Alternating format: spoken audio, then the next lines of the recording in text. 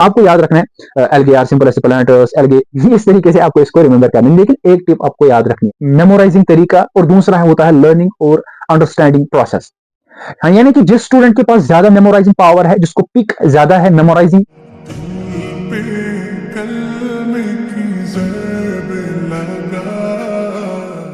Assalamu alaikum dear students, hope you all are good and I'm also good by the grace of Almighty Allah.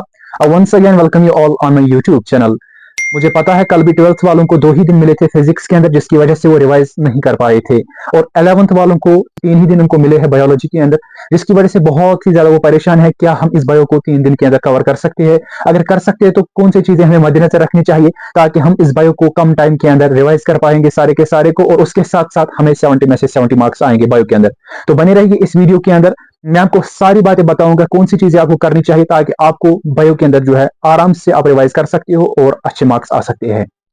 तो जो सबसे पहली बात इस video के अंदर मैं करने वाला हूं ये है कि क्या 3 दिन के अंदर बायो को रिवाइज करना पॉसिबल है? तो सबसे पहली बात यह है कि हाँ, 3 दिन आपके लिए काफी है आपकी बायो को प्रिपेयर करने के लिए। तो लेकिन यहां पे मैं स्टूडेंट्स को थोड़ा बहुत कैटेगराइज करना चाहता हूं। ऐसे स्टूडेंट्स जिन्होंने कुछ भी नहीं पढ़ा है, आई कैन एज्यूम उन्होंने 0% स्टडी की है, और दूसरे स्टूडेंट्स जिन्होंने सारा कुछ पढ़ा है। अब ये स्टूडेंट्स क्या करेंगे जिन्होंने कुछ नहीं पढ़ा है, और जिन्होंने सारा पढ़ा है ये क्या करेंगे? इन दोनों के लिए जो इस लास्ट के टाइम पे बात है वो सेम यही है कि रिवीजन करना है। लेकिन मसला ये है कि ये जो हमारे पास रिवीजन है ये किस तरीके से करेंगे। तो मैं आपको बताना चाहता हूं इस रिवीजन को करने के लिए 2 तरीके हैं, ठीक है। एक है भाई साहब जिसको हम कहते हैं सिंपली मेमोराइजिंग तरीका, और दूसरा होता है लर्निंग और अंडरस्टैंडिंग प्रोसेस। हाँ, यानी कि जिस स्टूडेंट के पास ज्यादा मेमोराइजिंग पावर है, जिसको पिक ज्यादा है मेमोराइजिंग से, तो वो मेमोराइजिंग मेथड अपनाएगा, और जिस स्टूडेंट को लर्निंग या अंडरस्टैंडिंग प्रोसेस अच्छी लगती है और उससे उसको पिक जल्दी होता है, तो उसके लिए बेहतर है वही स्टफ। अब मेमोराइजिंग से हम किस तरीके से पढ़ेंगे? तो मेमोराइजिंग हम सिंपली कहते हैं यानी कि आपको रट्टा मारना है।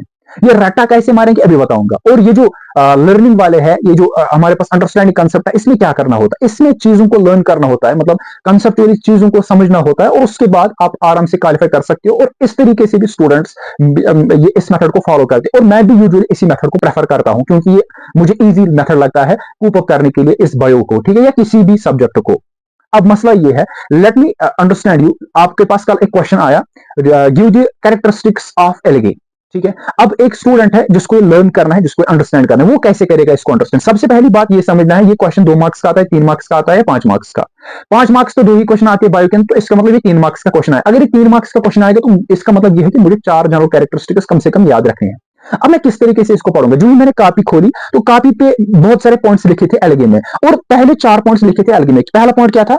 सिंपलेस्ट प्लांट्स, ठीक। नंबर सेकंड पॉइंट था इनका habitat, primarily aquatic. Number third था इनका लेट मी से इकोनॉमिक इंपॉर्टेंस, जिसमें ये कहा गया था कि पहला वाला ये फोटोसिंथेसिस करने की वजह से डिसॉल्व्ड ऑक्सीजन की कंसंट्रेशन बढ़ाते हैं। इसी तरीके से खाना जो है प्रोवाइड करते हैं एक्वेटिक जो हमारे पास ऑर्गेनिजम्स होते हैं।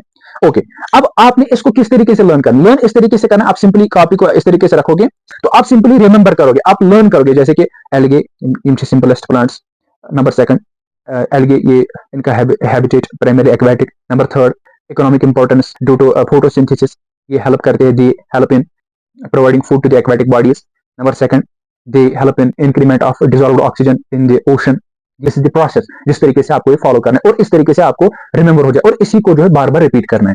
अब मसला ये है कि मेमोराइजिंग वाले किस तरीके से इसको जो है पढ़ेंगे। देखो सिंपली आपको याद रखना है algae are simple planters algae, इस तरीके से आपको इसको रिमेंबर करना है। लेकिन एक टिप आपको याद रखनी है, चाहे आप लर्निंग वाले हो चाहे आप मेमोराइजिंग वाले हो, बायो या साइंस के अंदर खासतौर पर फिजिक्स केमिस्ट्री और बायो, ठीक है, यहाँ पे is M R the this that they usually avoid करना। जैसे कि मैं लिख सकता हूँ, हाँ कभी कभार आपको वर्ड्स कम पड़ते हैं तो उस टाइम आप ये चीजें ऐड कर सकते हो, वरना अगर आप टू दी पॉइंट लिखोगे बायो के अंदर, याद रखने पूरा मार्क्स आएंगे, या फिजिक्स केमिस्ट्री के अंदर। जैसे कि मैंने कहा पहले, मैं लिख सकता हूँ ना इसका ये algae are the most simplest plants, मैंने सिंपली लिखा सिंपलेस्ट प्लांट्स क्योंकि असल पॉइंट यही है, simplest plants. Number second habitat, मैं ये कह सकता हूँ ना the habitat of algae is aquatic, that is they usually prefer in the oceans, ठीक है। इस तरीके से आप फिर बढ़ा सकते हो, लेकिन असल गर्ज ये है कि पॉइंट क्या है? हैबिटेट और सीधे आगे लिखना है प्राइमरीली एक्वेटिक, ठीक है। यानी कि आपको ये चीजें नहीं करनी है। और उसके साथ साथ भाई साहब आपको यहाँ पे, ठीक है, ऊपर ऊपर से पढ़ना है, हल्का फुल्का पढ़ना है इन 3 दिनों के अंदर, आपको डीप यानी कि डेप्थ में नहीं जाना है। और तीसरी बात यहाँ पे मैं आपको बताना चाहता हूँ, जो डायग्राम्स है, यूजुअली आप कंफ्यूज होते हुए डायग्राम्स को क्या करें, तो मैं आपको बताऊंगा डायग्राम्स आपके बॉटनी के अंदर मॉर्फोलॉजी से यूजुअली पूछी जाती है, सीड वगैरह के, डाइकार्ड मोनोकार्ड के।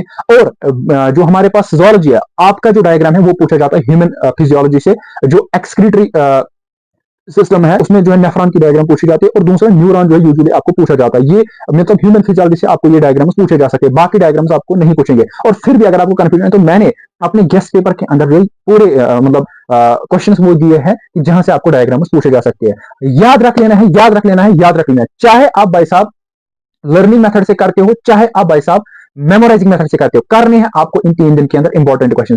अब आप बोलोगे मुझे क्या भैया इन इंपॉर्टेंट क्वेश्चन से हमें मार्क्स आ सकते हैं, मैं गारंटी देता हूं, मेरा जो गेस्ट पेपर है, ठीक है, बाकियों का मुझे नहीं पता है, मेरा गेस्ट पेपर जो आप 11th वालों के लिए है, मैक्सिमम अगर पेपर इजी और मॉडरेट आए इंशाल्लाह ताला 60 मार्क्स तक टच हो सकते हैं, ठीक है। मिनिमम भाई साहब अगर मतलब उतना ही तूफान पेपर आ गया 45+ मार्क्स आपको जो है टच हो सकते हैं उस गेस्ट से। तो यानी कि लास्ट के दिन किसी भी इंस्टीट्यूट का आप उठा लीजिए, ठीक है, मेरा ही जरूरी नहीं है, किसी भी का उठा लीजिए, क्योंकि एक्सपर्ट बनाते हैं इनको, ठीक है, जो मास्टर्स होते हैं सब्जेक्ट्स के अंदर वो बनाते हैं गेस्ट पेपर्स को, तो आप उनका भी जो है पढ़ सकते हो, ठीक है। तो ये कुछ टिप्स थी जो आपके साथ शेयर करनी थी राइट नाउ, बिकॉज आप कंफ्यूज थे बायो को क्या करें। अब मुझे ये बताइए, क्या अगर आपको इसके अलावा कोई और कंफ्यूजन है तो वो कमेंट्स में जरूर बताएं। और हाँ, अगर ये वीडियो पसंद आया तो भाई इसको जो है लाइक करना, और उसके साथ साथ हर एक अपने बायोलॉजी के फ्रेंड के पास पहुंचाना, ताकि उसको हेल्प मिले, चाहे वो 12th में हो 11th में हो, क्योंकि इसमें कुछ बातें वो कॉमन होती है, ठीक है, लेकिन अभी स्पेसिफिकली नाम लेता होता है क्लास का, ठीक है। और उसके साथ साथ भाई साहब चैनल को भी सब्सक्राइब कर देना। बाकी अल्लाह हाफिज।